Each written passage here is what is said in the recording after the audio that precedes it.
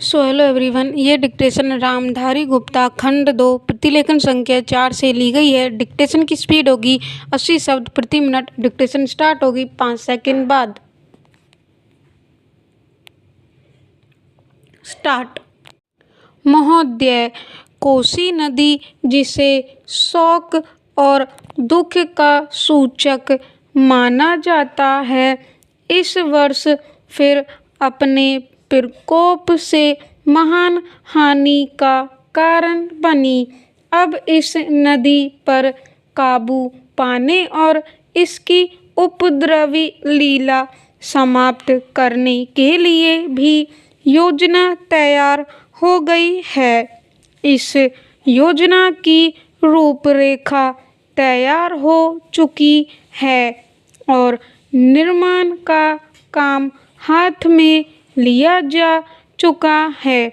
आशा है इस योजना के निर्माण से बड़े पैमाने पर जनसाधारण को सेवाएं उपलब्ध होंगी।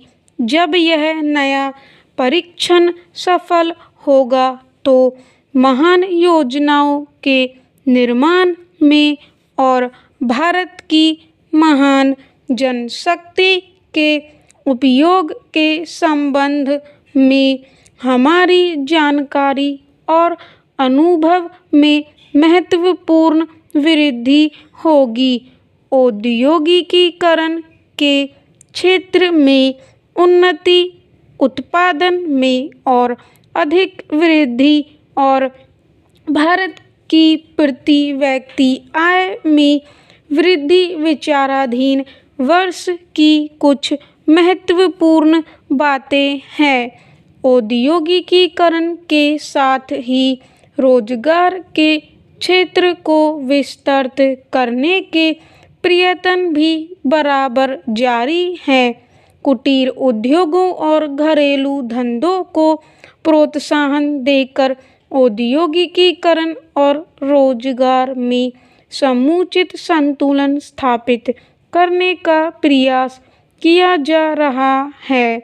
यह बात सभी स्वीकार करते हैं कि यदि भारत के जनसाधारण को उदासीनता और हार मानने की भावना से मुक्त करना है तो बढ़ती हुई बेरोजगारी को दूर करने का उपाय करना होगा। इस दिशा में घरेलू उद्योग धंधे बहुत से लोगों को आंशिक या पूर्ण उपयोगी काम देकर इस समस्या का बहुत कुछ समाधान कर सकते हैं। इसीलिए पंचवर्षीय योजनाओं में पुराने घरेलू उद्योगों को पुनर्जीवित करने और चालू कुटीर उद्योगों को प्रोत्साहन देने की व्यवस्था की जा रही है। विदेशी मामलों के क्षेत्र में हमारी सफलता और भी अधिक है। हमारी नीति, जिसे मैं सक्रिय और स्वदेशी तटस्थता की नीति कहना चाहूँगा, वास्तविक व्यवहार में किसी भी देश अथवा यहाँ के लोगों को अपना शत्रु न समझने की नीति है। इस नीति के फलस्वरूप हमें विश्व शांति के पक्ष की कुछ सेवा करने का अवसर मिला है। हम प्रसन्न और आभारी हैं कि संसार के राष्ट्रों में भारत का स्थान इतना ऊंचा है। इंडोचीन निरीक्षण और नियंत्रण अंतर्राष्ट्रीय आयोग की अध्यक्षता हमने स्वेच्छा से स्वीकार की है और हमारे नागरिक यथासाध्य उस देश में शांतिपूर्ण निर्वाचन संबंधी समस्याओं का सामना कर रहे हैं। हम सभी राष्ट्रीय अथवा अंतर्राष्ट्रीय समस्याओं का निपटारा शांतिपूर्ण ढंग से चाहते हैं।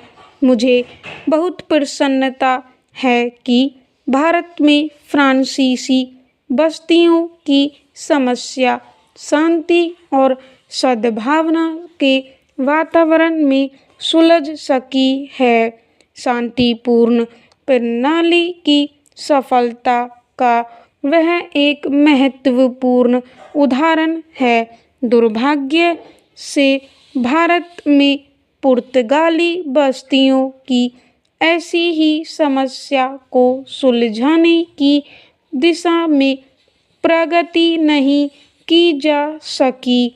मैं आशा करता हूँ कि पुर्तगाल इन बस्तियों में रहने वाले लोगों के स्वाधीनता के अधिकार को स्वीकार करेगा और फ्रांस और ब्रिटेन की सरकारों का अनुसरण करेगा। जैसे ही यह वर्ष समाप्त हो रहा है, हम अपने सबसे निकट के पड़ोसी पाकिस्तान के साथ अपने संबंधों में अपने सुखद परिवर्तन देखते हैं। पाकिस्तान के लिए हमारे हृदय में सदैव से पूर्ण सद्भावना और शुभकामनाएं हैं। स्टॉप।